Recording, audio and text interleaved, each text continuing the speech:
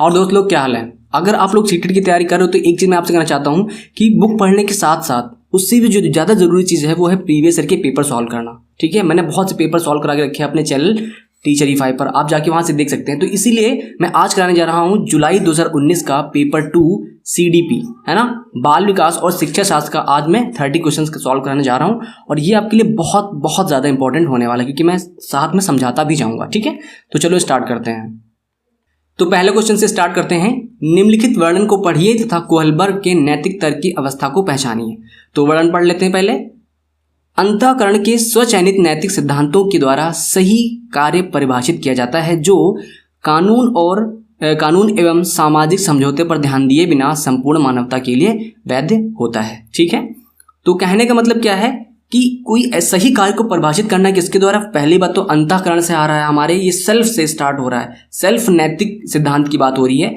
और कानून और सामाजिक समझौते पर ध्यान नहीं दे रहे हैं, यानी ये कानून से बचने के लिए नहीं कर रहे हैं हम, लेकिन संपूर्ण मानवता के लिए वैध भी है ना। कानून की हमें कोई आवश्यकता नहीं, कानून के डर से नहीं कुछ बना रहे हैं, और सेल्फ से आ रहे हैं, अंतःकरण से आ रहा है हमारा, और संपूर्ण मानवता के लिए वैध भी है। तो ऐसी चीजें किसमें आती हैं? यानी कि ये हमारा है कौन सा? सार्वभौम नैतिक सिद्धांत अभिविन्यास। कौन सी हमारी स्टेज में होता है? ये होता है हमारे 3rd स्टेज में, उत्तर परंपरागत अवस्था में। ठीक है, कोहलबर्ग की 3 अवस्था है ना, उसमें से 3rd स्टेज जो है उत्तर परंपरागत अवस्था के अंदर भी 2 चीजें हैं, तो उसमें से ये एक है सार्वभौम नैतिक सिद्धांत अभिविन्यास। ठीक है, आगे समझ में। अगले क्वेश्चन पे चलते हैं। अगला क्वेश्चन है हमारा, निम्नलिखित में से कौन सा मूर्त क्रियात्मक अवस्था के प्रमुख कौशलों में से एक है? मूर्त क्रियात्मक की जब बात करें तो इसका मतलब क्या है? हम पियाजे की बात कर रहे हैं, और पियाजे की ये कौन सी स्टेज है हमारी? मूर्त क्रियात्मक 3rd स्टेज है ना, ये इसको मूर्त संक्रियात्मक भी बोलते हैं, एक ही चीज है। तो इसमें हमारा कौन सा गुण विकसित होता है जो हमारा जो बहुत इंपॉर्टेंट है इस स्टेज में? ये होता है हमारा सुरक्षित रखने की योग्यता, है ना, कंजर्वेशन, या ये कह सकते हैं संरक्षण की योग्यता, है ना। सुरक्षित या संरक्षण रखने की योग्यता किसमें आती है? हमारी मूर्त क्रियात्मक अवस्था में आ जाती है। ये चीज आप लोग को समझ लीजिए। जो हमारा 3rd ऑप्शन है परिकल्पित निगमनात्मक तर्क, हमारा कौन सा होता है? अमूर्त संक्रियात्मक या अमूर्त क्रियात्मक में आता है। ठीक है, तो ये हमारा ऑप्शन नहीं होगा। सजीवात्मक चिंतन भी नहीं है, और द्वितीयक वर्तुल नहीं। ठीक है, तो हमारा ये 2nd ऑप्शन ही सही है। ठीक है, अगले क्वेश्चन पे चलते हैं। अगले क्वेश्चन की बात करते हैं। जीन पियाजे एवं लेव वाइगोत्स्की जैसे संरचनावादी अधिगम को किस रूप में देखते हैं? तो हमारे जो जीन पियाजे हैं और जो लेव वाइगोत्स्की हैं, दोनों ही संरचनावादी हैं, तो ये अधिगम को किस प्रकार देख रहे हैं? अब देखते हैं, ऑप्शन देख लेते हैं। कौशलों का अर्जन, प्रतिक्रियाओं का अनुबंधन, निष्क्रिय आवृत्तीय प्रक्रिया, या सक्रिय विनियोजन से अर्थ निर्माण की प्रक्रिया। तो मैंने बताया है कि जो जीन पियाजे की बात आए तो इन्होंने सबसे पहले कहा था कि जो बच्चा है हमारा क्या है? सक्रिय लर्नर है, या एक्टिव लर्नर बोल सकते हो, सक्रिय अधिगम करता कह सकते हो। वो ज्ञान का निर्माण स्वयं करता है ना, यही चीज़ है। तो यहाँ पे जो अर्थ निर्माण बोला गया है, एक तरीके से वो अर्थ निर्माण का क्या मतलब? जो चीज़ वो देखता है उसको ज्ञान निर्माण कह सकते हो आप। और सक्रिय विनियोजन जो कह सकते हो कि इंगेज हो रहा है, सक्रिय लर्नर ही है वो, वही चीज़ है। नाम देखो, नाम बदल बदल के देता रहता है, उससे कोई दिक्कत नहीं है। एक्टिव लर्नर है और ज्ञान का निर्माण या अर्थ का निर्माण स्वयं करता है, इसलिए हमारा कौन सा ऑप्शन होगा? 4th। यहाँ पे कौशलों के अर्जन की इन्होंने कोई बात नहीं करी थी, प्रतिक्रियाओं के अनुबंधन की भी कोई बात नहीं करी थी, और निष्क्रिय तो कह ही नहीं सकते ना। जीन पियाजे ने एक्टिव लर्नर बोला है, तो ये भी गलत हो गया हमारा 4th ऑप्शन हमारा सही है। ठीक है, ध्यान दीजिएगा, 4th ऑप्शन सही है। चौथा क्वेश्चन है हमारा, समाचार पत्रों से कहानियों एवं कतरनों का चयन करना, है ना। स्टोरीज और जो कटिंग्स होती हैं उसकी बात कर रहा है, कतरनों का मतलब कटिंग्स की बात कर रहा है। तद एवं प्रस्तुत करना जो पुरुष एवं महिलाओं दोनों को गैर परंपरागत भूमिकाओं में चित्रित करते हैं, निम्नलिखित में से किसके लिए प्रभावी रणनीति है?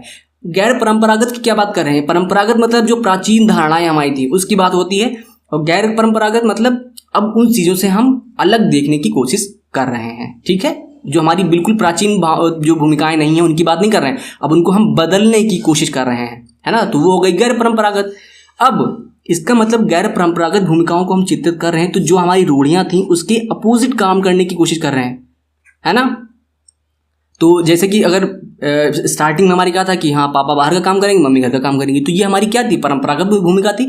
अब न्यूज़पेपर से कतरनों की इकट्ठा करने की क्या बात कर रहे हैं? वो कह रहा है कि जब गैर परंपरागत की बात करने लगे तो इसका मतलब यहाँ पे उल्टा हो रहा है ना।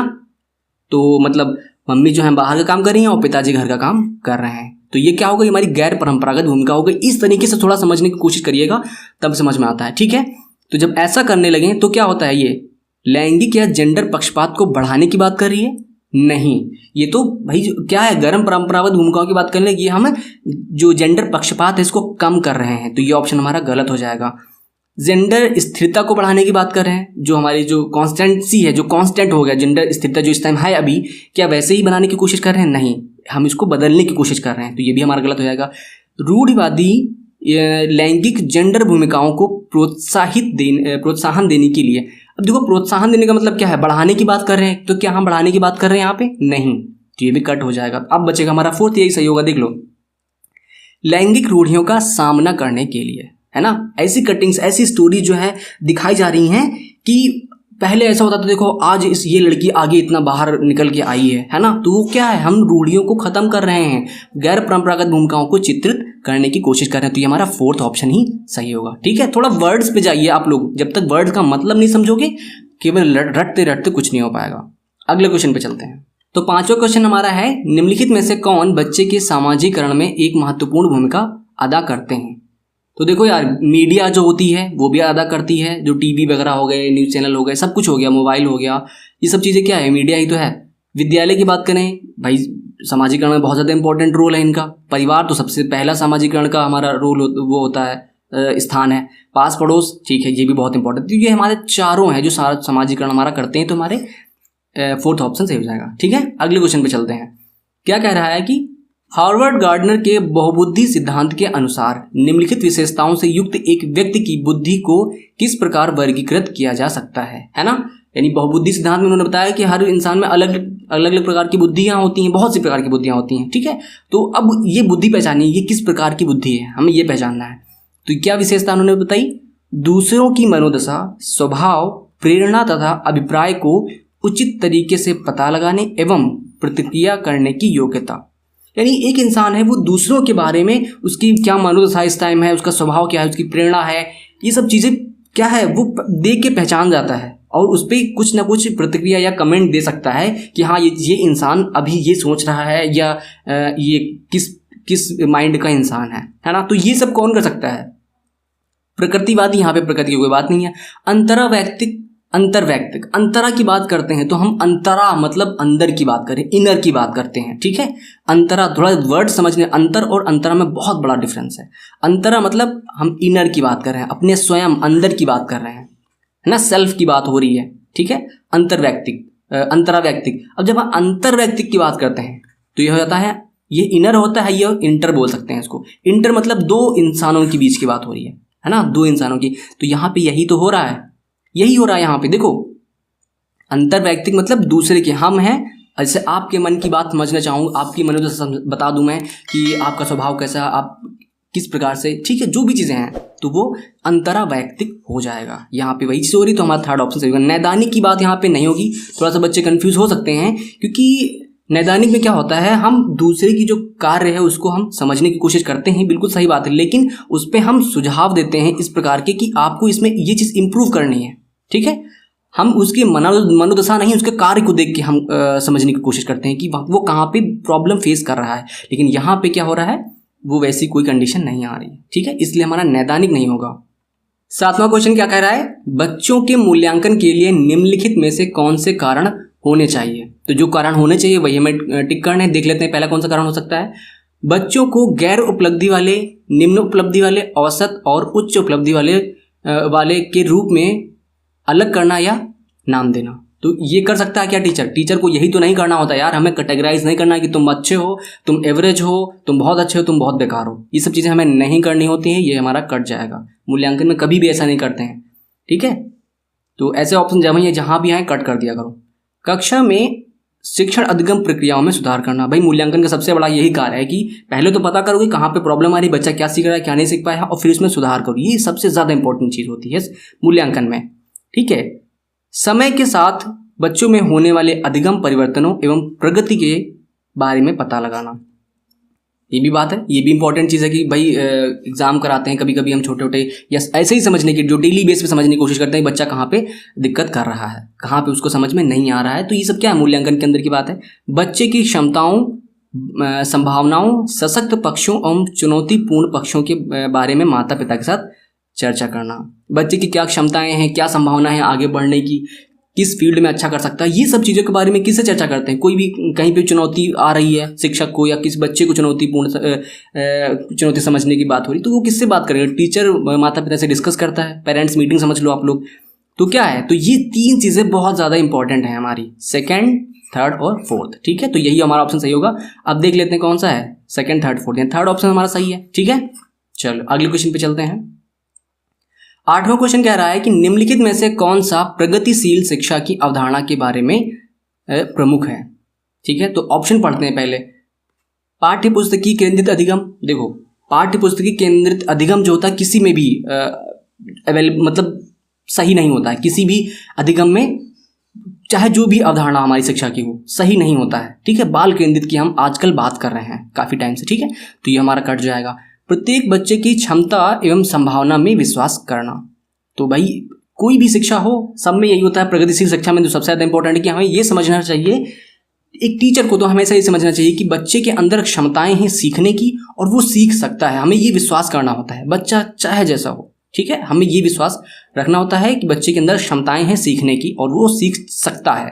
ठीक, अब बात करते हैं मानक निर्देशन और मूल्यांकन। मानक निर्देशन का मतलब एक स्टैंडर्ड बना दिया कि हाँ, ये हमें बस एक इंस्ट्रक्शन दे दिए कि अब तो केवल स्टैंडर्ड इंस्ट्रक्शन देने से कुछ नहीं है। बच्चे अलग अलग टाइप के बच्चे होते हैं, तो सबको कुछ ना कुछ, कभी ऊंचा कभी नीचा, हर तरीके से अलग अलग तरीके से निर्देश देने होते हैं। ठीक है, तो ये चीज़ हमारी गलत हो जाएगी। बाह्य प्रेरणा और एक रूप मूल्यांकन मानदंड, वही चीज़ है ना, यहाँ पे एक रूप सभी के लिए एक स्टैंडर्ड बना दिया कि हाँ भाई, आप लोग को इस स्टैंडर्ड तक नंबर पाने हैं या आपको ये चीज़ें आनी ही चाहिए इस टाइम के बाद, है ना। ये फिक्स कर दिया भाई, ये चीज़ें नहीं हो सकती बच्चे के अंदर। सब बच्चे अलग अलग हैं तो वो चीज़ नहीं होती। बाह्य प्रेरणा की बात नहीं करते कभी भी। शिक्षा में बाह्य प्रेरणा नहीं, आंतरिक प्रेरणा की बात करी जाती है कि बच्चा खुद से उसको सीखने का मन करे। ठीक है, तो यहाँ पे जो सबसे सही चीज़ है वो ये कही गई है कि प्रत्येक बच्चे की क्षमता और संभावना में विश्वास करना चाहिए। ठीक है, अगले क्वेश्चन की बात कर लेते हैं। विकास में वैयक्तिक भिन्नता को समझने के लिए महत्वपूर्ण है। क्या महत्वपूर्ण है ना, वैयक्तिक भिन्नता को समझने के लिए क्या महत्वपूर्ण है। पहला ऑप्शन देखते हैं, वंशागत विशेषताओं पर विचार करना जो प्रत्येक व्यक्ति को जीवन में विशेष शुरुआत देती है। अब क्वेश्चन में इतनी बार मैं क्वेश्चन करा चुका हूँ, मैं समझ गया हूँ क्यों कौन सा क्वेश्चन है। ये वंश और हमारे पर्यावरणीय कारकों की बात कर रहा है। तो ये क्वेश्चन हमेशा ही आता है, फ्री का क्वेश्चन है। इसमें क्या होता है, देखो जो फोर्थ ऑप्शन में आपको बता दूं सीधे सीधे, वंशागत विशेषताओं के साथ साथ पर्यावरणीय कारकों एवं उसकी पारंपरिक क्रिया पर विचार करना। ठीक है, ये ऑप्शन हमेशा सही होता है। कौन सा, जिसमें वंशागत विशेषताएं और पर्यावरणीय कारक दोनों ही हों और उनकी साथ में ये भी होना चाहिए, पारस्परिक क्रिया पर विचार। ठीक है, ये चीज़ होती है, हमेशा सही होता है। अब इसमें जो ऑप्शन देगा क्या है, शरीर और दिमाग के परिपक्वों पर विचार करना, ये उतना कुछ खास नहीं है। ठीक है, पर्यावरणीय कारकों पर विचार करना, यहाँ पे केवल पर्यावरणीय की बात कर रहा है, यहाँ पे केवल वंशागत की बात कर रहा है। तो ये हो गया ऑप्शन हमारा, फोर्थ ऑप्शन सही है। ठीक है, दोनों ही चीज़ें होनी चाहिए और पारस्परिक क्रिया का भी विचार होना चाहिए। ठीक है, अगले क्वेश्चन की बात करते हैं। 10 नंबर क्या है, निम्नलिखित में से कौन सा विकास का सिद्धांत नहीं है। तो 3 विकास के सिद्धांत हैं इसमें मेरे और एक नहीं है, वही हमें पता करना है। तो देख लेते हैं कौन से हैं हमारे। पहले, व्यक्ति अलग अलग गति से विकास करते हैं। मैंने हर क्वेश्चन में ये चीज़ बोली है यार कि हर बच्चा अलग अलग है, तो उसकी विकास की जो गति है वो भी अलग होगी ना। सही बात है, तो ये हमारा एक सिद्धांत है। विकास तुलनात्मक रूप से क्रमिक होता है। तुलनात्मक रूप से क्रमिक का मतलब होता है कि बच्चा एक तरीके से कह सकते हो, भाषा विकास, जितने भी टाइप के विकास हैं हमारे हर बच्चे में, जैसे कि LSRW आपने लेखन और जो हमारी जो अधिगम कौशल हैं, जो 4 अधिगम कौशल हैं, हर बच्चे में एक क्रम से होता है, लेकिन भिन्न भिन्न लेवल में, मतलब कोई ज़्यादा तेज चल रहा है, कोई धीमा चल रहा है, लेकिन एक क्रम से होगा, यानी तुलनात्मक रूप से क्रमिक होता है। ठीक है, तो ये भी हमारा सही है, दोनों हमारे हो गए। विकास समय के साथ धीरे धीरे घटित होता है, बिल्कुल सही बात है ना। विकास हर बच्चे का अलग है, कभी किसी का ज़्यादा तेज किसी का धीमा, लेकिन फिर भी जो विकास होता है, शारीरिक विकास और जो बाकी सभी विकास है, तो वो बहुत धीरे धीरे, बच्चा जन्म से लेके समझो कितने साल उसको लग जाते हैं विकसित होने में, तो धीरे धीरे घटित होता है। विकास की सटीक गति एवं प्रकृति जन्म के समय ही निर्धारित हो जाती है। आपको ये सही लग रहा है क्या? नहीं है, क्योंकि बच्चा जब पैदा होता है तो उसके बारे में कुछ नहीं हम डिसाइड कर सकते हैं कि कैसा हो सकता है, कैसा नहीं हो सकता है। है ना। जैसा माहौल देगा उसको मिल पाएगा, जैसा पर्यावरण मिलेगा, जैसा उसको समाज मिलेगा, है ना, स्कूल मिलेगा, मम्मी पापा मिलेंगे, ये सब चीज़ें हैं, है ना। तो वहाँ से ये सब चीज़ें निर्धारित होती हैं। हम सटीक गति को निर्धारित कभी भी नहीं कर सकते, ठीक है। तो ये हमारा ऑप्शन नहीं है, जो नहीं पूछ रहा था। तो एक तक देखो, यहाँ पे मैंने 3 को सही कर लिया, इसका मतलब इसको कट करने का मतलब क्या है, नहीं वाला पूछ रहा था, ठीक है। तो ऑप्शन में जो हम कौन सा लगाएंगे, 4th ही लगाएंगे, ये हमारे गलत है क्योंकि नहीं पूछ रहा था। ये चीज़ थोड़ा ध्यान रखिएगा, आप लोग गलती कर देते हैं यहाँ पे जब नहीं वाला पूछते हैं तो, ठीक है। 11 नंबर क्वेश्चन की बात करते हैं। अनेक शोध अध्ययनों से पता चलता है कि शिक्षक लड़कियों की अपेक्षा लड़कों से अधिक पारस्परिक क्रिया करते हैं। यानी जो टीचर्स होते हैं हमारे, लड़कियों की अपेक्षा लड़कों से ज़्यादा उनकी क्रिया होती हैं, आपस में बातचीत करते हैं, जो भी चीज़ें हैं, ठीक है। तो इसका सही विवेचन क्या है, लड़कियों की तुलना में लड़कों में शैक्षिक क्षमताएं काफ़ी अधिक होती हैं। देखो फिर वही चीज़ है, तुलना की बात कर रहे हैं, लड़के और लड़की को हमें कभी भी ऊंचा किसी को या किसी को नीचा नहीं समझना है। ना लड़के को ऊंचा समझेंगे हम, ना लड़की को ऊंचा समझेंगे, दोनों हर स्टेट में इक्वल हैं, हर जगह बराबर है, ठीक है। जहाँ भी कम ज़्यादा किसी की तुलना कर दे वो ऑप्शन ही गलत होता है।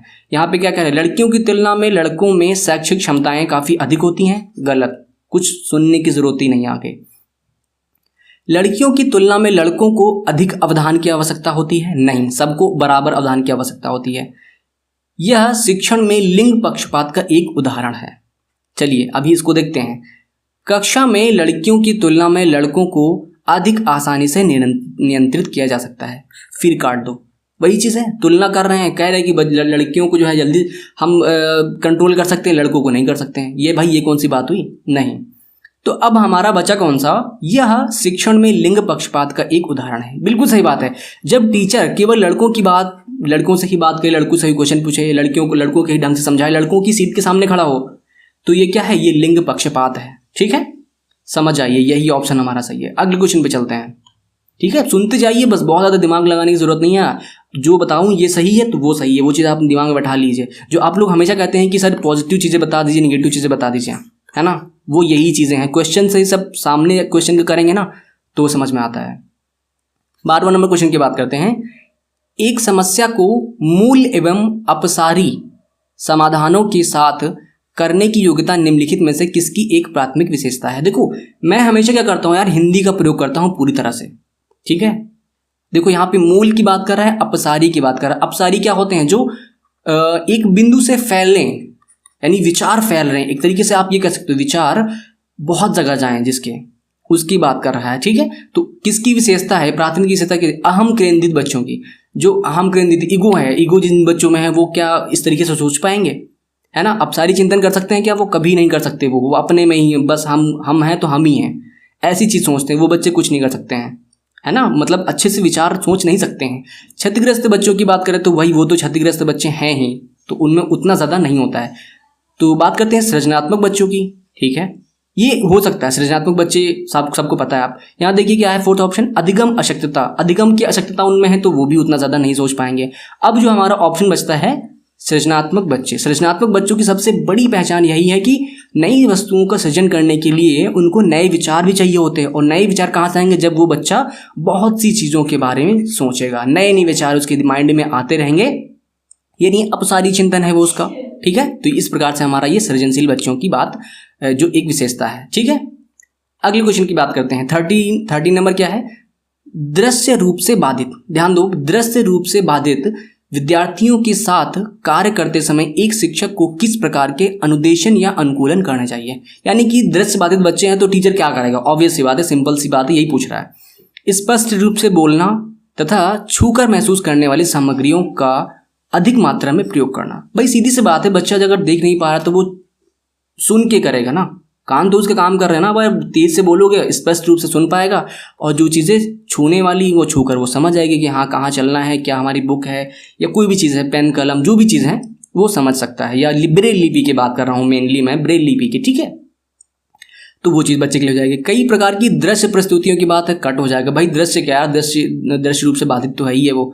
स्वयं अभिविन्यास करना ताकि विद्यार्थी उसे देख सकें। अभिविन्यास का मतलब कुछ एक्टिविटी करना शिक्षक को, या कुछ करके दिखाए, है ना। तो वो बच्चे देखने की बात कर रहे हैं, तो वहाँ पे देख कहाँ पाएंगे यार वो, अनेक प्रकार के लिखित कार्य फिर उसके लिए सब बेकार है, क्योंकि वो जब देख नहीं पा रहा तो लिखित कार्य भी उसके लिए बेकार है। जब ठीक है, तो हमारा पहला ऑप्शन सही है। 14 की बात करते हैं। सहयोगात्मक अधिगम एवं हम उम्र साथियों के द्वारा शिक्षण का एक समावेशी कक्षा में किस प्रकार उपयोग कर सकते हैं। यानी समावेशी कक्षा में जो सहयोगात्मक अधिगम होता है उसको हम किस प्रकार यूज कर सकते हैं। ठीक है, सक्रिय रूप से आगे बढ़ाना चाहिए, सक्रिय रूप से हतोत्साहित करना चाहिए, कभी कभी प्रयोग करना चाहिए, प्रयोग नहीं करना चाहिए। देखो भाई, बच्चे क्या हैं, जब 10 बच्चे एक साथ पढ़ेंगे, अगर तुम सोचते हो कि एक बच्चे को अलग कोचिंग पढ़ा के मैं उसको महारत हासिल करवा दूंगा, नहीं कर पाएगा वो। बच्चों को कभी भी पढ़ाइए, 4, 5, 10 बच्चों को एक साथ पढ़ाइए, ठीक है, वो तभी चाहे आपका ही बच्चा क्यों ना हो, एक साथ सिंगल नहीं समझ पाएगा। क्योंकि जब वो कोई चीज़ सीखता है वो दूसरे से कहता है, और वो जो दूसरा बच्चा सीख के आया होता है वो उससे कहता है, तो क्या होता है, यहाँ पे सहयोगात्मक अधिगम होता है और चीज़ें एक दूसरे को समझ में आती हैं। ठीक है, तो एक तरीके से क्या हो गया, ये सक्रिय रूप से आगे बढ़ाना चाहिए, है ना। जो सहयोगात्मक अधिगम है इसको सक्रिय रूप से आगे बढ़ाना चाहिए। हतोत्साहित का मतलब कम करना चाहिए, हमें बिल्कुल भी कम नहीं करना चाहिए। इसका प्रयोग कभी कभी नहीं, हमेशा करना चाहिए। प्रयोग नहीं करना चाहिए ये तो बिल्कुल ही गलत है भाई, हमेशा प्रयोग करो इस चीज़ का। ठीक, अगले क्वेश्चन पे चलते हैं।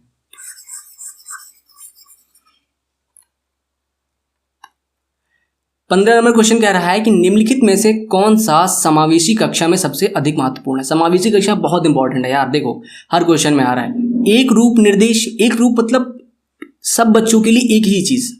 यार समावेशी कक्षा में एक टाइप के बच्चे नहीं होते हैं, 1000 टाइप के बच्चे होते हैं, बहुत से टाइप के बच्चे होते हैं, तो एक रूप निर्देश हम नहीं दे सकते, तो ये चीज़ गलत हो जाएगी, हमारा पहला ऑप्शन गलत। मानकीकृत परीक्षण, स्टैंडर्ड परीक्षण, मतलब एक स्टैंडर्ड निर्धारित कर दिया कि नहीं सबको इतना ही करना है, तो क्या सब बच्चे उतना कर पाएंगे, क्या नहीं कर सकते, कट कर दो इसको, दोनों ही गलत है। प्रतियोगी अधिगम को बढ़ावा देना और विशिष्ट शिक्षा योजना। देखिए यार, प्रतियोगी परीक्षा हम जब अधिगम को हम बढ़ावा कब देते हैं, जब सभी बच्चों का स्तर लगभग समान हो जाता है और अधिगम आगे नहीं बढ़ रहा होता है ना। जब बच्चे एक लेवल तक पहुंच जाते हैं तो फिर आगे वो बढ़ने की उनकी कोशिश खत्म कर देते हैं, वो सोचते हैं कि ठीक है यार अब हो गया जितना होना था, ठीक है, तब हम प्रतियोगी अधिगम को बढ़ावा देते हैं। लेकिन ऐसी कंडीशन में समावेशी कक्षा में हम ऐसा कुछ नहीं करते हैं। ठीक है, यहाँ पे क्या होगा, विशिष्ट शिक्षा योजना, क्योंकि हर टाइप के बच्चे हैं और हर टाइप के बच्चे के लिए एक अलग टेक्निक और अलग हमारे जो साधन होते हैं, है ना, शिक्षा अधिगम के जो साधन होते हैं, कोई भी चीज़ है उनका उपयोग हम करेंगे, हर बच्चे के लिए अलग अलग टाइप से। ठीक है, तो हमारा 4th ऑप्शन सही हो जाएगा। अब बात करते हैं 16 नंबर क्या कह रहा है, अधिगमकर्ताओं एवं उनकी प्राथमिक विशेषताओं के मिलान युग्मों में से निम्नलिखित में से कौन सा सही है। समझ में आ गया, जो नीचे दिए हुए हैं अधिगमकर्ता दिए हुए हैं, उनकी विशेषताएं दी हुई, तो कौन सा मिलान सही है। यहाँ पे क्या कह रहा है कि श्रव्य क्षतिग्रस्त अधिगमकर्ता, तो श्रव्य रूप से क्षतिग्रस्त है, दृश्य सूचनाओं को समझ नहीं कर सकते। क्या मतलब है यार, वो श्रव्य क्षतिग्रस्त है ना कि दृश्य है, तो वही भाई वो श्रव्य है लेकिन देख तो सकता ही है ना यार, तो ये हमारा गलत होगा, उसने गलत मिला दिया है। पठन अक्षमता अधिगमकर्ता, धारा प्रवाह पढ़ने एवं लिखने में कमी। देखो पठन अक्षमता की बात करें तो बच्चा पढ़ तो बिल्कुल नहीं पाएगा, ये बात सही है, और जो बच्चा पढ़ने में प्रॉब्लम फेस कर रहा है तो लिखने में भी उसके कमी आ ही जाएगी। ठीक है ना, तो ये सेकेंड ऑप्शन थोड़ा हमें सही लग रहा है। अगले ऑप्शन की बात करते हैं। सृजनात्मक अधिगमकर्ता अति सक्रिय और कार्य को पूरा करने में धीमे। अब जो सृजनात्मक बच्चे होते हैं वो क्या होते हैं, अति सक्रिय नहीं कह सकते हो यार, वो क्या होते हैं, फोकस्ड होते हैं एक तरीके से। ये नहीं है कि आप अभी इसमें घुसे पड़े हैं कभी कुछ उसमें नहीं, वो एक काम को पकड़ता है आराम से, उसको फास्टली जल्दी पूरा करने की कोशिश करता है, तो ये भी हमारा गलत हो गया। अवधान कमी, अवधान मतलब जो ध्यान ना रख पाए किसी चीज़ का, तो वो क्या है, उच्च अभिप्रेरणा, तो यार ये दो जस्ट अपोजिट चीज़ें लिखी हुई हैं, तो ये भी हमारा गलत है। लंबे समय तक अवधान कमी की बात कर रहा है, फिर कह रहा है कि अवधान बहुत देर तक बनाए रखता, कैसे हो सकता है यार ये चीज़, नहीं। ठीक है, तो हमारा सेकेंड ऑप्शन ही सही है। जो पठन अक्षमता अधिगमकर्ता होता है वो धारा प्रवाह पढ़ने में और लिखने में उसके कुछ कमियां होती, सेकेंड ऑप्शन सही। ठीक है, 17 नंबर क्वेश्चन कह रहा है कि निम्नलिखित में से कौन सा अधिगम के सार्थक सरलीकरण के रूप में परिणित नहीं होता है ना। यानी 3 ऑप्शन हमारे ऐसे हैं इसमें जो सार्थक अधिगम के सरलीकरण को परिणित करते हैं या शो करते हैं। ठीक है, तो पहले तो उनको टिक कर लेते हैं, जो हमारा नहीं वाला जो गलत वाला होगा उसी को हम आज लास्ट में सही कर लेते हैं। ठीक है, नहीं के अनुसार में, तो पहला ऑप्शन देखते क्या है, पहले से विद्यमान ज्ञान से नए ज्ञान को जोड़ना। भाई ये चीज़ तो होती है, जब भी पढ़ाओ बच्चे को पूर्व ज्ञान को हमें नए ज्ञान से कनेक्ट करना होता है, तो ये चीज़ तो हमारी सार्थक अधिगम में आ जाती है। दोहराने एवं स्मरण करने को बढ़ावा देना। दोहराने की बात थोड़ी बहुत ठीक है कभी कभी, लेकिन स्मरण करने की जब बात करते हैं, यानी हम याद करने की बात करें, मेमोराइज करने की बात करें, तो ये हमारा सार्थक अधिगम नहीं होता है। बच्चा बस रट लेता है, आपको सुनाने के लिए कि हाँ मुझे याद है, वो रट लिया उसने, ठीक, खत्म। तो ये चीज़ हमारी सार्थक अधिगम नहीं होती है। यहाँ पे कट कर सकते हो आप। थर्ड ऑप्शन की बात करते हैं, उदाहरणों एवं गैर उदाहरणों का प्रयोग। ये ऑप्शन में थोड़ा समझाना चाहूँगा। उदाहरण तो आपको समझ में आ जाते हैं, ठीक है, उदाहरण तो आपको हमेशा समझ में आता है कि गैर उदाहरण क्या होता है। तो जब हम कोई डिफिनेशन बताएं या किसी चीज़ के बारे में समझाएं, तब हम उदाहरण उस चीज़ के देते हैं। लेकिन आपको जब कन्फ्यूजन आती है दो चीज़ों में कि यार सर ये ऐसा कैसे नहीं है, ये भी तो वही चीज़ लग रही है, ये भी तो वही चीज़ लग रही है, तब जब ये टीचर इसके एग्जाम्पल को ये शो करता है कि ये ऑप्शन किस लिए सही नहीं है, जब आपसे ये कहे कि ये उदाहरण किस लिए सही नहीं है, इस चीज़ को प्रूव कर दे, तो इसका मतलब है ये जो हमारा है ये तो उदाहरण था और ये हमारा क्या है, ये हमारा गैर उदाहरण है, जिसकी चीज़ को वो शो कर दे कि ये सही क्यों नहीं है। ठीक है, ये इसको कहते हैं गैर उदाहरण, है ना, नॉन एग्जाम्पल। तो ये चीज़ हमें देनी चाहिए, उदाहरण और गैर उदाहरण हमें देकर समझाना चाहिए, तभी सार्थक अधिगम हो सकता है। ठीक है, सेकंड ऑप्शन, थर्ड ऑप्शन सही है। तो पहला ऑप्शन आंसर तो मिल गया है, बट मैं समझा दे रहा हूँ। एक समस्या पर अनेक तरीकों से विचार करने के लिए प्रोत्साहित करना। ठीक है, ये हमारे क्या है, चिंतन को बढ़ावा देता है, तो इसका मतलब ये भी सही है, सार्थक अधिगम को बढ़ावा दे रहे हैं सभी। अब मैं बात करता हूं 18 नंबर की। 18 नंबर क्या कह रहा है, निम्नलिखित में से कौन सा एक संरचनात्मक परिवेश के साथ अनुकूल नहीं हो सकता। संरचनात्मक परिवेश की बात कर रहा है, उसके साथ अनुकूल नहीं होगा, मतलब 3 हो जाएंगे, एक नहीं होगा। तो पहला ऑप्शन देख लेते हैं क्या कह रहा है, विद्यार्थियों को जटिल, सार्थक एवं समस्या आधारित गतिविधियों में लगे रहने के लिए लगातार अवसर प्रदान करने चाहिए। क्या है कि जब बच्चों को समस्या आधारित गतिविधियों में लगाते हैं, जटिल कोई समस्या उसके सामने रख देते हैं, वो क्या करता है, उसके साथ क्रिया करता है और फिर ज्ञान का निर्माण करता है। ये बहुत ज़्यादा ज़रूरी है अधिगम के लिए। तो पहला ऑप्शन हमारा सही है। ठीक है, संरचनात्मक, ये मैंने कहा क्या, वो खुद ज्ञान का निर्माण करते हैं, यानी संरचना करते हैं ज्ञान की, बिल्कुल सही बात है। ठीक है, तो अगला ऑप्शन देख लेते हैं, विद्यार्थी सहयोगात्मक तरीके से कार्य करते हैं तथा आपस में कार्य केंद्रित वार्ता में लगे रहने के लिए सहयोग दिया जाता है। फिर वही चीज़ है, सहयोगात्मक अधिगम बहुत ज़्यादा इंपॉर्टेंट है। तो सहयोगात्मक अधिगम में भी जो बच्चे क्या करते हैं, कार्य केंद्रित वार्ता में लगे रहें, कि आपस में बातचीत करते हैं, समझते हैं, ज्ञान को शेयर करते हैं, तो ये भी चीज़ हमारी सही है। थर्ड ऑप्शन की बात करते हैं, शिक्षक प्रमुख प्रकरणों के संबंध में विद्यार्थियों के विचारों और अनुभवों को प्राप्त करते हैं और उनके वर्तमान ज्ञान की पुनर्संरचना या विस्तृत बनाने के लिए शिक्षण अधिगम की योजना बनाते हैं। भाई ये भी बहुत चीज़ें है ना, टीचर ने समझने की कोशिश करी कि उनके विचार समझे, उनके अनुभव प्राप्त किए, फिर आगे उसको और विस्तृत कर रहा है। ये भी चीज़ है।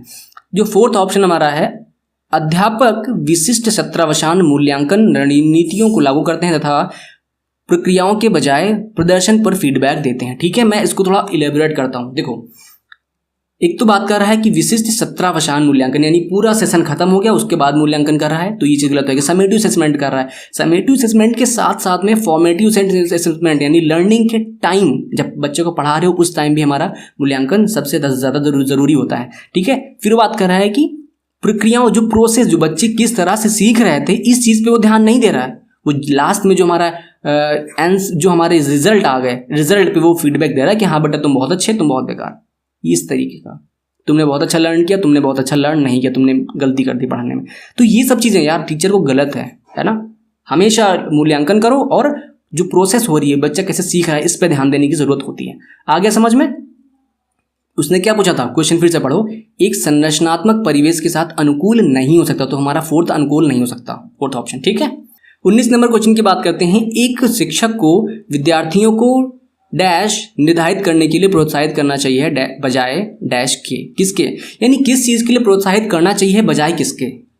अब मैं पहला ऑप्शन अगर रख के देता हूँ तो कह रहा है कि अधिगम लक्ष्यों के लिए प्रोत्साहित करना चाहिए बजाय प्रदर्शन लक्ष्य के। तो क्या आपको ये ऑप्शन सही लग रहा है क्या? बिल्कुल सही लग रहा है। देखो क्या कह रहा है कि एक शिक्षक जो है विद्यार्थियों को अधिगम लक्ष्यों के लिए अधिगम लक्ष्य निर्धारित करने के लिए प्रोत्साहित करना चाहिए बजाय प्रदर्शन लक्ष्य, यानी केवल वो दिखाए नहीं कि मैंने इतने अचीवमेंट्स कर लिए हैं, ये मेरे नंबर लेके आ गया, इस पे ध्यान नहीं। अधिगम लक्ष्य पहले समझो क्या आता है, अधिगम लक्ष्य होता है कि ये पढ़ने के बाद, ये टॉपिक पढ़ने के बाद, ये इकाई पढ़ने के बाद बच्चा ये चीज़ों को समझेगा और ये चीज़ें करने की एबिलिटी उसके अंदर आ जाएगी, ये चीज़ें करना वो सीख जाएगा। ये होते हैं हमारे अधिगम लक्ष्य।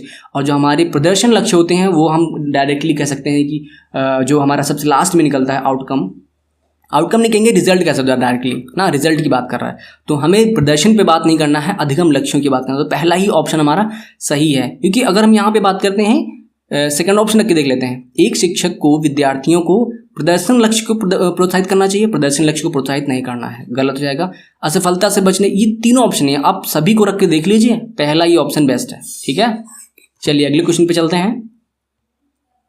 20 नंबर कह रहा है, निम्नलिखित में से कौन प्रभावी अधिगम रणनीतियों के उदाहरण है ना। प्रभावी अधिगम रणनीति के उदाहरण कौन कौन से हैं?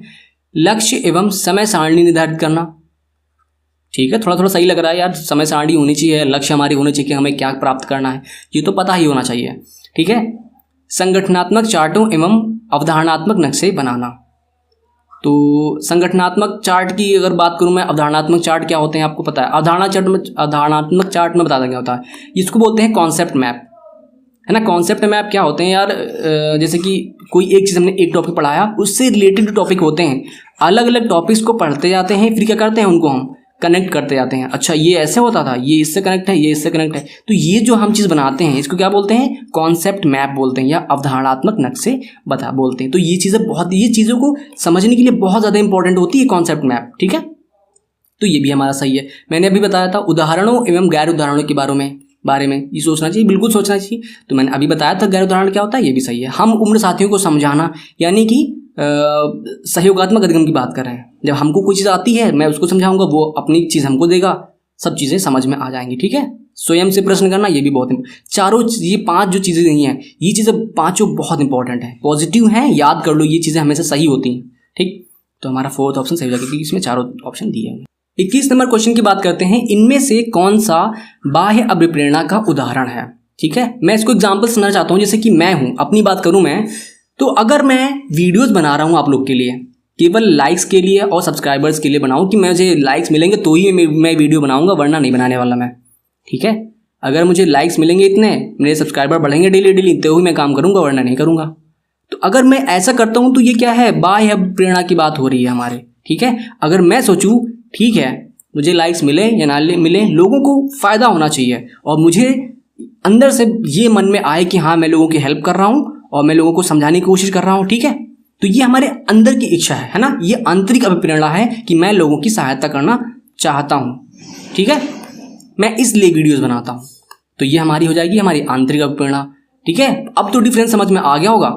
ठीक है, तो मुझे क्या चाहिए? दोनों ही। ठीक है, तो आप लोग ऐसा नहीं है कि सब्सक्राइब नहीं करना है अब आंतरिक अभिप्रेरणा के चक्कर में, नहीं भाई, बाह्य अभिप्रेरणा भी थोड़ी बहुत तो ज़रूरी है।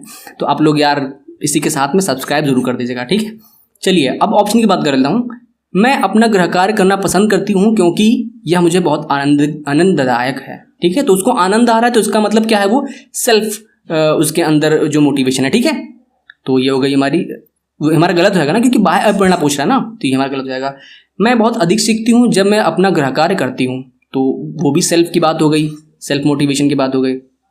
गृह कार्य करने से मैं अपनी अवधारणाओं को अच्छी तरह समझ पाती हूँ, फिर वो सेल्फ मोटिवेटेड है। अगर मैं फोर्थ ऑप्शन की बात करूँ, मैं अपना गृह कार्य पूरा करती हूँ क्योंकि शिक्षक प्रत्येक नियत कार्य के लिए मुझे अंक देते हैं, यानी नंबर्स के लिए, है ना। अच्छे नंबर मिलते हैं तो मैं रोज अपना काम कर डालती हूँ, वरना ना करूँ मैं। तो क्या होगा ये हमारा बाह्य अभिप्रेरणा का उदाहरण हो गया। ठीक है, आई होप कि समझ में आ गया होगा आप लोग को। अगले क्वेश्चन की बात करते हैं। 22 नंबर क्या कह रहा है? एक प्राथमिक कक्षा कक्ष में एक शिक्षक को क्या करना चाहिए? प्राथमिक कक्षा का एक शिक्षक है, उसको क्या करना चाहिए? केवल उदाहरण देने चाहिए? केवल उदाहरण से काम नहीं चलेगा उसको।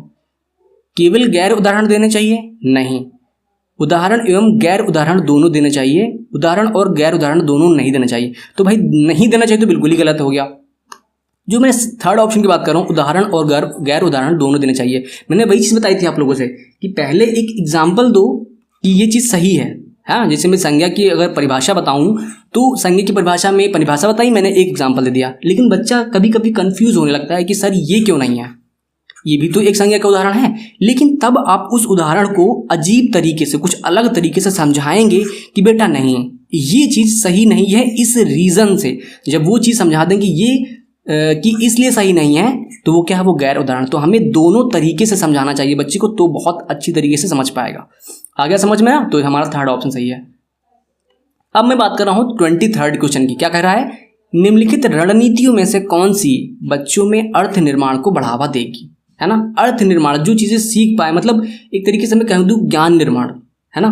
तो ये चीज़ें कब हो सकती हैं, अन्वेषण एवं परिचर्चा, सूचनाओं का संचरण, दंडात्मक साधनों का प्रयोग, या एक रूप या मानकीकृत परीक्षण। देखो जो गलत होने वाले हैं, देखो अन्वेषण खोज की बात कर रहा है, तो भाई खोज की बात करेगा तो भाई खुद बच्चा खोदा, तो सीधी सी बात है वो कुछ ना कुछ उसको अर्थ निर्माण तो होगा ही। सूचनाओं के संचरण, कम्युनिकेशन की बात कर रहा है, इन्फॉर्मेशन एक्सचेंज की बात कर रहा है, ठीक है। तो दंडात्मक साधनों का, दंडात्मक साधन की बात हम कभी नहीं करते। बच्चे को भाई दंड करके थोड़ा ना कुछ अर्थ निर्माण हो जाएगा, वो तो और रट रट के पास करके दिखा देगा आपको। एक रूप सबके लिए, फिर वही एक ही चीज़ यूज़ करना, फिर स्टैंडर्ड टेस्टिंग जैसे यहाँ पे लिखा हुआ है, तो नहीं, स्टैंडर्ड नहीं बनाना है। सब बच्चे अलग अलग हैं, केवल स्टैंडर्ड बना के सीख थोड़ा जाएगा वो, उसका अर्थ थोड़ा निर्माण कर लेगा, आराम से समझाओगे समझ में आएगा बच्चे के, ठीक है।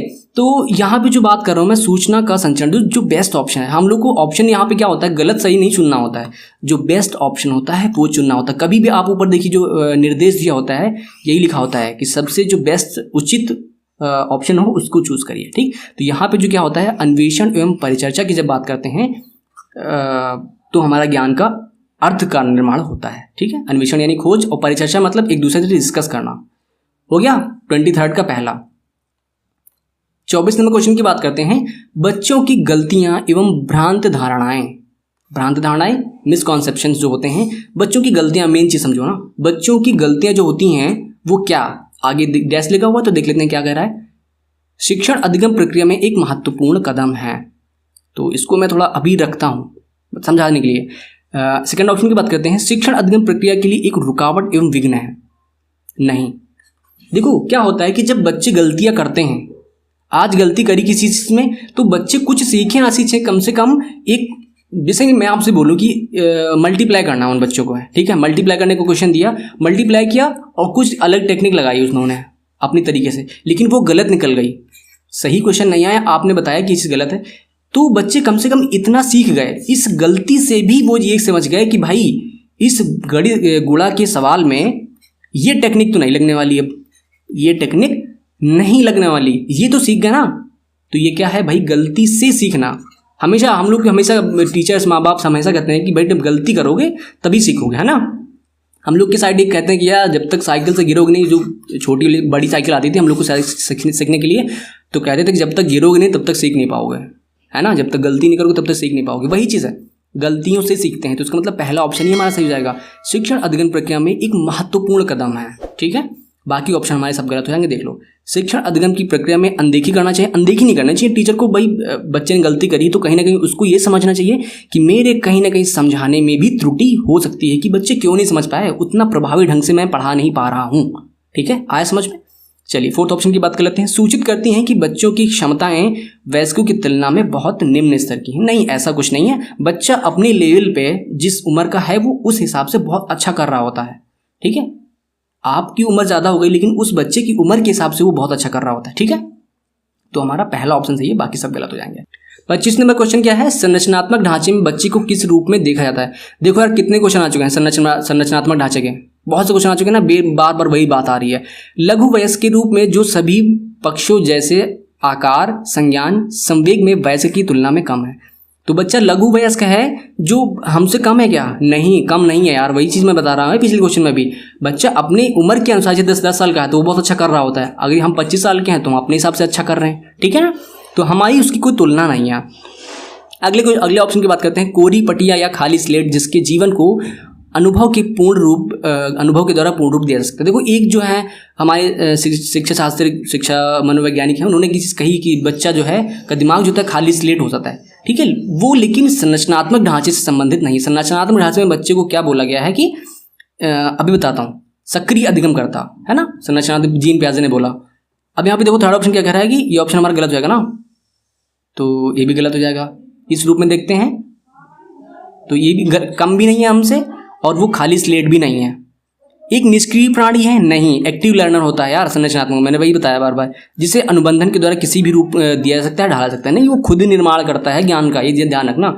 और देखो, एक समस्या समाधान करने वाला होता है और वैज्ञानिक अन्वेषक के रूप में होता है। वही चीज़ है, वैज्ञानिक अन्वेषक क्या होता है? खोज करता है ना यार, वैज्ञानिक क्या करता है? खोज करता है। तो वही चीज़ हो गई हमारी, ठीक है, फोर्थ ऑप्शन। 26 नंबर क्वेश्चन की बात करते हैं। अपनी कक्षा में सहयोगात्मक अधिगम का प्रयोग करते समय एक शिक्षक की भूमिका किस प्रकार की होती है? सहयोगात्मक अधिगम की बात कर रहे हैं ना, ठीक है, यानी एक दूसरे का सहयोग हो रहा है, ठीक। अब इसमें शिक्षक की क्या भूमिका है, यही पूछा है, सिंपल सी बात है। ऑप्शन देख लेते हैं। एक मूक दर्शक होना चाहिए जो तथा बच्चे को जो करना है वो करना चाहते हैं। ऐसा नहीं होता है यार, सहयोगात्मक अधिगम टीचर जो है उसमें एक एक्टिव होता है, एक्टिव भी कह सकते हो, टीचर भी उसमें पार्टिसिपेट कर रहा है। तो ऐसा नहीं है बच्चे कुछ कर रहे हैं और जो कर रहा है करो यार, हम बैठे हैं अपना, ऐसा कुछ नहीं। बच्चे देखो यहाँ पे गलती क्या कर रहा है, क्या किस तरीके से उसको, कहाँ पे उसको हमारी ज़रूरत है ना, ये सब चीज़ें शिक्षक को करनी चाहिए। तो इस हिसाब से हमारा पहला ऑप्शन गलत हो जाएगा। कक्षा को छोड़ देना चाहिए तो बच्चों को स्वयं कार्य कर देना चाहिए। नहीं, कक्षा को नहीं छोड़ना, बच्चों पर हमें ध्यान देना है ना। और ये भी ध्यान दें कि हर बच्चा एक्टिविटी में पूरी तरह से भाग ले रहा है। ऐसा नहीं है कि कुछ बच्चे चार का ग्रुप बनाया हमने तो 2 बच्चे उसमें एक्टिव हैं, वो 2 को समझ में कुछ नहीं आ रहा। नहीं, ऐसा नहीं है, ठीक। तो इस चीज़ को करने के लिए शिक्षक को वहाँ पे प्रेजेंट होना आवश्यक है। तो सहयोगात्मक होना चाहिए और प्रत्येक समूह की निगरानी करना चाहिए, ठीक है। यही चीज़ मैंने कही ना, शिक्षक को निगरानी करनी चाहिए और सहयोगात्मक खुद एक्टिवली पार्टिसिपेट करे, देखे और बच्चों को समझाए, ठीक। चौथा ऑप्शन देखो, उस समूह का सहयोग करना जिसमें होनहार एवं प्रतिभाशाली बच्चे हैं। ऐसा नहीं है यार, जिसमें होनहार बच्चे हैं तो केवल उन्हीं को हम सपोर्ट करें, ऐसा नहीं है, हमें सबको सपोर्ट करना है।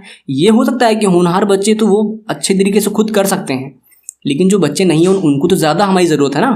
तो ये ऑप्शन हमारा सेकंड देखो, हमारा जो थर्ड ऑप्शन है ना वो सही है। सहयोगात्मक होना चाहिए और प्रत्येक समूह की हमें निगरानी करनी चाहिए, थर्ड ऑप्शन, ठीक है। अगले क्वेश्चन पे चलते हैं। 27 नंबर क्वेश्चन क्या कह रहा है? निम्नलिखित कथनों में से कौन सा विकास एवं अधिगम के बीच संबंध को सही तरीके से सूचित करता है? देखो यार, बोर मत होना, क्योंकि जो मैं कह रहा हूँ है ना, मैंने जो क्वेश्चन पेपर जो सॉल्व किया, मेरे जो नंबर आए, जो मैं पास हुआ हूँ इतने अच्छे नंबर से, ठीक है, वो किस वजह से पास हुआ पता है? केवल प्रैक्टिस सेट से। प्रैक्टिस सेट क्या कहूँ मैं, पुराने ईयर के पेपर सॉल्व करके जो भी चीज़ें मुझे आती हैं सीटेट के बारे में, सब प्रैक्टिस सेट से, प्रीवियस ईयर पेपर से आती हैं। बाकी चीज़ें मैंने उतनी ज़्यादा बुक्स पढ़ी भी नहीं है, ठीक है, फिर भी आप लोग को ढंग से समझा पा रहा हूँ मुझे लगता है, ठीक है। तो क्या कहा क्वेश्चन, यार फिर से क्वेश्चन चला गया यार, फिर से पढ़ लेते हैं। 27 नंबर क्वेश्चन कह रहा है कि निम्नलिखित कथनों में से कौन सा विकास एवं अधिगम के बीच संबंधों को सही तरीके से सूचित करता है? ठीक है यार, विकास और अधिगम के बीच में संबंध की बात कर रहा है। विकास एवं अधिगम संबंधित नहीं है क्या? गलत यार, ये तो बिल्कुल ही संबंधित है, ठीक है। अधिगम विकास का ध्यान किए बिना घटित होता है, तो जब संबंधित ही हैं तो कैसे घटित हो सकता है भाई? अधिगम में विकास अकेले कैसे घटित हो सकता है बिना ध्यान किए? तो ये भी गलत हो जाएगा। अधिगम की दर विकास की दर से काफ़ी अधिक होती है। देखो ऐसा भी कुछ नहीं है, दोनों ही चीज़ें साथ साथ चलती हैं। कहने का मतलब फोर्थ ऑप्शन देखो, विकास एवं अधिगम अंतः संबंधित हैं और अंतः निर्भर होते हैं, एक दूसरे पर डिपेंडेंट हैं, एक साथ चलते हैं। एक तरीके से आप ये कह सकते हो, थोड़ा बहुत जो उसमें इंटर रिलेशन होती है तो डिपेंडेंट होते एक दूसरे, मतलब साथ चलते हैं। खत्म करो यार, ठीक है। 27 नंबर का चौथा सही है। 28 नंबर क्वेश्चन की बात करते हैं। पियाजे के अनुसार विशिष्ट मनोवैज्ञानिक संरचनाएं को क्या कहा जाता है ना? समझ पा रहे हैं आप लोग? अनुभव से सही अर्थ निकालने के व्यवस्थित तरीके को क्या कहा जाता है? जब जीन पियाजे की बात कर रहे हैं तो ऐसा कैसे हो सकता है कि हम स्कीमा की बात ना करें, है ना? तो उन्होंने क्या कहा, जो मनोवैज्ञानिक संरचना को ही तो उन्होंने स्कीमा बोल दिया था। जो हम अपने माइंड में किसी चीज़ के बारे में, है ना, किसी भी चीज़ के बारे में जो भी इंफॉर्मेशन कलेक्ट करते हैं तो वो हमारा एक क्या होता है, स्कीमा होता है। और जब हमारे सामने नई सिचुएशन आती है या कोई सिचुएशन आती है तो हम क्या है, इसी स्कीमा की बेस पे क्या करते हैं, उसको हम उस पर हम वर्क करते हैं, अनुभव का अपना प्रयोग करते हैं, ठीक है। वो किसके थ्रू होता है? स्कीमा के थ्रू होता है। तो जो पियाजे ही हैं, पियाजे ने ही सबसे पहले स्कीमा का प्रयोग किया था। आप क्योंकि मतलब वर्ड तो था ही, लेकिन इन्होंने यूज़ जो किया था सबसे ज़्यादा इन्होंने स्टार्ट किया था कि स्कीमा नाम की एक चीज़ होती है, ठीक है। आगे समझ में। अगले क्वेश्चन की बात करते हैं। 29 नंबर क्या कह रहा है? एक उचित प्रश्न या सुझाव के द्वारा बच्ची की समझ को इस बिंदु से बहुत आगे ले जाया जा सकता है जिस पर वह अकेले पहुंच सकती थी। ठीक है, नहीं पहुंच सकती थी ऐसा लिखना चाहिए था यार। बहुत आगे ले जाया जा सकता था जिस पर वह, हाँ उसका कहने का मतलब बच्चा, वो जो बच्ची है वो पहुंच सकती थी वहाँ पे, लेकिन जैसे ये एक सिचुएशन है, यहाँ पे उसको पहुंचना था अपने शिक्षण के द्वारा, अधिगम के द्वारा, लेकिन वो वहाँ पे पहुंच नहीं पा रही है, समस्या को सॉल्व नहीं कर पा रही है वहाँ तक। तो क्या करता है, एक जो साथी होता है या एक शिक्षक होता है, तो वो क्या करता है, थोड़ा सा सपोर्ट दे देता है, ये इक्वेशन पूछ लेता है, एक सुझाव दे देता है, तो वो क्या कर रही थी, अभी जो यहाँ पे अटक गई थी वो आगे पहुँच जाती है ना। तो ये जो सहयोग दिया जाता है तो उसको क्या बोलते हैं, इसको बोलते हैं समीपस्थ या निकट विकास क्षेत्र, ZPD, है ना। ये किसने दिया था, ये दिया है हमारे लेव वाइगोत्स्की ने। ठीक है, तो हमारा पहला ऑप्शन सही हो जाएगा। बाकी चीज़ों के बारे में बात ही नहीं करने, साम्य धारणा, संरक्षण, बुद्धि, नहीं कुछ नहीं, पहला ऑप्शन। ठीक है, 13 नंबर क्वेश्चन की बात करते हैं। देखो लेव वाइगोत्स्की आ भी गए हमारे। लेव वाइगोत्स्की के अनुसार आधारभूत मानसिक क्षमताओं को मुख्य रूप से किसके द्वारा उच्चतर संज्ञानात्मक क्षमताओं में बदला जाता है। तो मैं पहले भी बोल चुका हूँ, लेव वाइगोत्स्की की बात करें और ऑप्शन में जब कभी भी साथ में सामाजिक पारस्परिक क्रिया की बात करते हैं। ठीक है, यानी जो हमारी मानसिक क्षमताएं हैं इनको मुख्य रूप से उच्चतर क्षमताओं में, जो मानसिक हमारी जो भी चीज़ें माइंड में हमारी, उसको उच्च क्षमता संज्ञानात्मक प्रक्रिया में कैसे बदलता है, वो समाज की प्रक्रिया है। हम समाज में रह के एक दूसरे से सीखते हैं, वो उसी चीज़ के बारे में बात करी ना, सामाजिक पारस्परिक क्रिया के बारे में बात करी उन्होंने, किसने, लेव वाइगोत्स्की ने। और लेव वाइगोत्स्की ने ही ZPD की भी बात करी थी। ठीक है, अब हो गया 30 क्वेश्चन हमारे कंप्लीट। ये 30 क्वेश्चन हम कंप्लीट हो गए हमारे। अब देखो यार, जो मैं बाह्य प्रेरणा की बात कर रहा था वो यही थी कि भाई चैनल सब्सक्राइब करो, TEACHERIFY, ये है मेरा चैनल, और ये मुझे आप लोग के बाह्य अभिप्रेरण की आवश्यकता है। नहीं भी करेंगे तो भी मैं अपना काम ज़रूर करूँगा। ठीक है, मैं काम अपना बंद नहीं कर सकता, लेकिन फिर भी मुझे आवश्यकता है इन चीज़ों की कि थोड़ा बहुत लाइक्स हो और सब्सक्राइबर होने चाहिए, लोग देखें यार, मैं ज़्यादा लोगों तक पहुँच पाऊँ, ये एक इच्छा होती है हमारी अंदर की। ठीक है, तो प्लीज़ यार सब्सक्राइब करिएगा, वीडियो शेयर कर दिएगा आप लोग को अगर समझ में आया है कुछ भी थोड़ा बहुत। ठीक है, तो चलो यार अगली वीडियो में मिलते हैं, और अगली भी वीडियो में बहुत अच्छी तरीके से समझाने की कोशिश करूँगा। और पिछली वीडियो देखिए यार, बहुत मस्त मैं समझाया। ठीक है, तो चलो यार मिलते हैं। कोई भी प्रॉब्लम है नीचे डिस्क्रिप्शन बॉक्स में व्हाट्सएप का लिंक दिया हुआ, व्हाट्सएप ग्रुप का मेरे दिया हुआ है, और ठीक है चलो सब वहाँ पे ज्वाइन हो जाइएगा और फिर डिस्कस करते हैं कुछ भी दिक्कत हो रही तो चलो मिलते हैं अगली वीडियो में, बाय।